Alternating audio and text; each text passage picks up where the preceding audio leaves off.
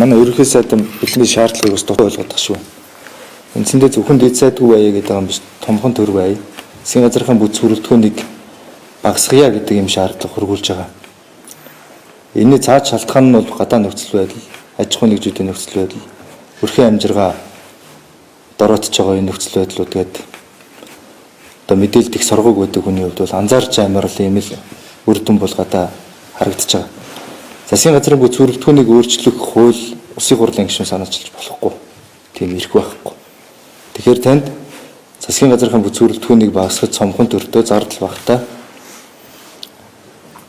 ийм төсөвтэй цаашлаа засгийн газар авч явж чадахгүй юу тэгж яваач гэдэг юм шаардлага хөргүүлж байгаа.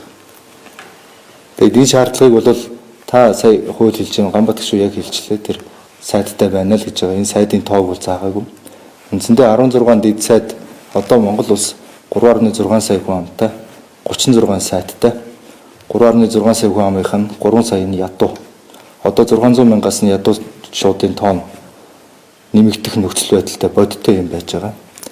Татвар төлөгчдийн тэр татвар төлөхгүй байх сэтэл төрж байгаа, татвар төлөхгүй байж болохгүй. Энэ бол албан татвар гэж хэлж байгаа байр суурьчин бол үнэхээр сонсоход харамсалтай сонсогдож байна. Өнгөрсөн 10 жилийн хугацаанд татврын орлогын өсөлт, өнгөрсөн 10 жилийн хугацаанд жил болгоны өссөн инфляц, энэ ханшийн өсөлт, төгрөгийн ханшийн уналт, энэ бүхэн чинь одоо аж ахуйн эрхлэгч, бизнес эрхлэгчдийн нуруунд дээр ирж байгаа ачаа болж хүндэрсээр одоо сөхөрж унж байгааг татвар төлөхгүй байх одоо сэтэл гэж авч үзэж байгаа. Үнэхээр бас харамсалтай сонсогдож байна. Тийм учраас энэ шаардлагыг бол хөргүүлж байгаа. Засгийн газрын бүс бүрэлдэхүүнийг өөрчлөхөд маш их зардал гардаг тухай та хэлж байна. Нэг удаа гардаг зардал. Засгийн газар ийм бүтцтэйгээр удаан үргэлжлэх нь тэр зардлыг хэдийн хэрэг хугацаанд үргэлжилтэйгээ түүнтэйгээ дүүх хэмжээний зардал гарч байна. Тэртээ дараагийн ерөнхий сайдар засгийн газрын бүс бүрэлдэхүүнээ цомхон болгоно. Тэгэхээр энэ зардал гарна. Аль болох Монгол улс үрж байгаа ачаагаа нэг өдрийн өмнө боловч гэсэн хөнгөлөх аж ахуй нэгжүүд дээр үүрүүлж байгаа ачаагаа нэг өдрийн өмнө боловч бууруулах тийм үүрэгтэй тийм тангарахтай хүмүүс гэж ойлгож байгаа. Тийм учраас энэ шаардлага хөргүүлж байгаа болохоос биш ямар нэг байдлаар улс төр хийх Монгол ардын нам эрх баригч намыг муухай харагдуулах гэдэг ч юм уу ийм жижиг санаа архал ерөөсөө агуулаагүй байна. Тэгэхээр би тодорхой манай бүлгээс маш тодорхой хэлж байгаа. Аж ахуй нэгжүүдтэйгээ уулзаач. Одоо татврын байцаагч нараас айгаад аж ахуй нэгжүүд гадагшаа мэдээлэл өгч чадахгүй байна. Өөрсдөө ярьж чадахгүй байна. Сангийн сайд бол өөрөө хэвлэлээр маш тодорхой мэдээлэл хийсэн.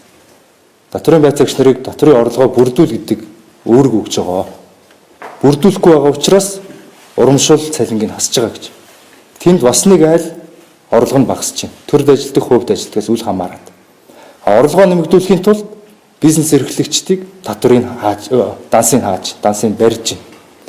Ингээд бид нар ийм болохгүй байгаагаа яг боддороо мэдрээд үйлчлэх ёстой болохоос биш аливаа шаардлагыг зөвхөн улс төрийн үндэслээс олж харж дүгнж ерөөсөө боломгүй байна. Тийм учраас энэ намын бүлгээс гаргаж байгаа энэ шаардлагатай бол